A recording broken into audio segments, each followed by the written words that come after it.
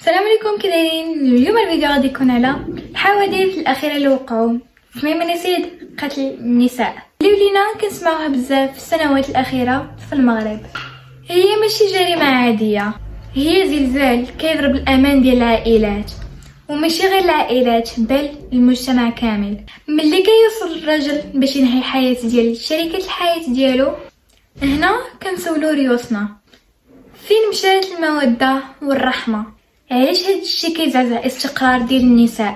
وايضا فقدان الامان في بيت الزوجيه. الدار هي البلاصه اللي نورمالمون تحس بها المراه بامان، ولات عند البعض هي البلاصه اللي فيها الخطر والخوف. هادشي كيخلي بزاف ديال العيالات كيعيشوا في الياس والخوف الدائم. للاسف كاين بعض الناس اللي كيشوفوا الدقه ولا العنف اللفظي حاجه عاديه، وهذا الصمت هو اللي كيخلي الامور تطور وتوصل ما كايناش منها رجوع. هاد الجرائم ما كتقتلش غير الزوجه بل كتهدم الاسره كامله. دراري صغار اللي كيشوفوا هاد الشيء كيكبروا كيوليو معقدين ومحطمين نفسيا، وهذا الشيء طبعا كيأثر على الاجيال القادمه. القانون بوحدو الصراحه ما كافيش، واخا كاين قانون 103.13 لمحاربه العنف ضد النساء، خاص التطبيق ديالو يكون صارم والتبليغ يكون سهل وبدون خوف من الشبهه اللي غادي تطرا. وخاصكم تربيو ولادكم على بان المراه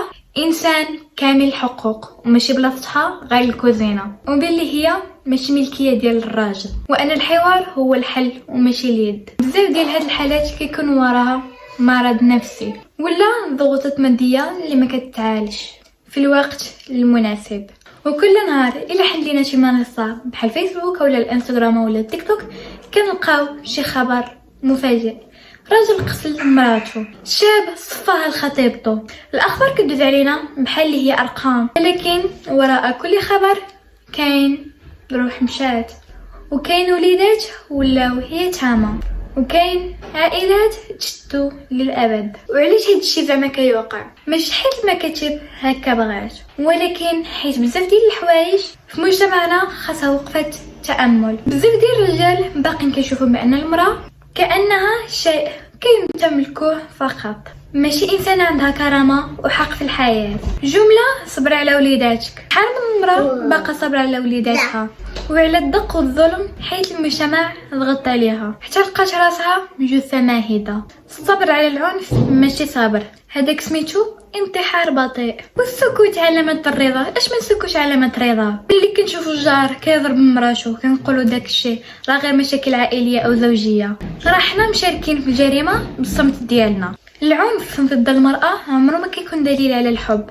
او تصفيعه، هي انذار للخطر. ما تسكتيش، كاينين جمعيات وكاين قانون، وحياتك هي اغلى من اي شوهه كيخوفك بها. الرجوله هي الحمايه والموده، ماشي القوه والضرب والتحكام. الا حسيتي راسك ما قادرتش تصبر على الاعصاب ديالك، سير تعالج نفسيا. راه ماشي عيب، العيب هو تولي مجرم وتدمر حياتك وحياه الاسره ديالك ووليداتك. والنصيحه هي باننا خاصنا نربيو ولادنا على الاحترام المتبادل للمراه. المراه هي الام، الاخت، الصديقه، هي نص المجتمع. الا ما كانتش هي بخير راه المجتمع كامل مريض. كلمه اخيره: الدم اللي كيسيل اليوم هو وصمة عار علينا كاملين. ما تخيلوش هاد الحوادث اللي تولي عاديه. ناقشوا هاد الشيء مع ولادكم، صحاباتكم، العائله ديالكم، وبارطاجيو الوعي. وحياتنا حق ولا عنف ضد النساء. وهذا كان فيديو ديال اليوم، كنتمنى انه يكون عجبكم. ما تنساوش معكم لايك وسبسكرايب في القناه باش يوصلكم كل جديد.